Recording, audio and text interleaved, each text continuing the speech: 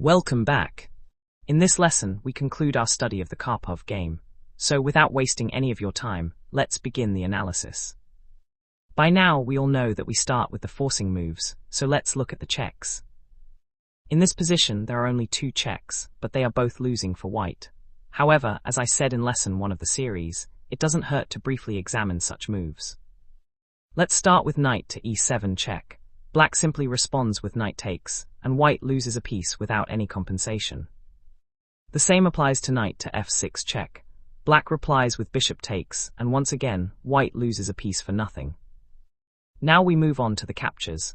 In this position, there aren't any captures, so we move on to the threats. Here there is only one threat, knight to b6, threatening a fork on d7. However, after rook f to e8, white achieves nothing, so I think we can safely discard this move. Now we move on to the pawn breaks. We have pawn to a3, pawn to d4, and pawn to e4. Let's analyze them one by one. We'll start with the pawn to a3. Black simply captures the pawn, and white loses a pawn without any compensation, so we can safely discard this move. Next, we look at pawn to d4. Black responds with pawn takes, and white recaptures with pawn takes. Now let's evaluate the position. Material is equal. Both kings are reasonably safe. The activity of the pieces is almost equal, although white has a slight advantage because of the active bishop and the powerful knight on d5. The pawn structure also favors white, mainly because of black's damaged pawn structure and white's queenside pawn majority. We'll talk more about pawn majorities when we cover pawn play later in the series. So we can conclude that white has an advantage. It's not a winning advantage, but it is an advantage nonetheless. We'll keep pawn to d4 in the back of our minds for later comparison. Now let's analyze pawn to e4.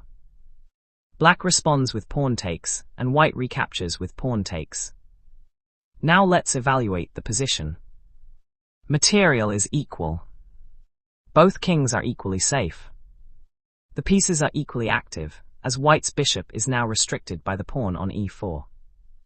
The pawn structure still favors white, but that is compensated for by black's bishop pair. So overall, we can say that the position is roughly equal. Therefore, we discard pawn to e4, since pawn to d4 received the better evaluation. Now we're done with the forcing moves, and none of them wins immediately, so we move on to the second question. However, we don't forget the move that we stored for later comparison. The second question is, does my opponent have any threats? The answer is no. In our next lesson, we'll begin discussing sharp positions that are full of threats, and I'll teach you the process of identifying your opponent's threats and dealing with them effectively. Since our opponent has no immediate threats, we can start creating a plan. The move that comes to my mind is pawn to h4.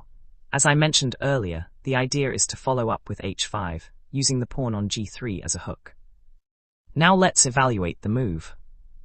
Material is equal. Both kings are equally safe. White has the better pawn structure, while black has the bishop pair. White's pieces are slightly more active than black's, so this gives white a small advantage. Now we compare this evaluation with the evaluation of pawn to d4. Pawn to d4 has the better evaluation, and it is the move that Karpov played.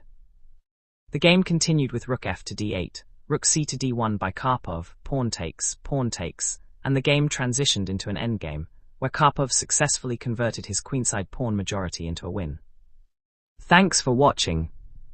If you found this video helpful, don't forget to like and subscribe. And if you're still skeptical about the thinking algorithm, post one of your lost games in the comments. I might feature it in a future video and show you how the thinking algorithm could have helped you find a better plan.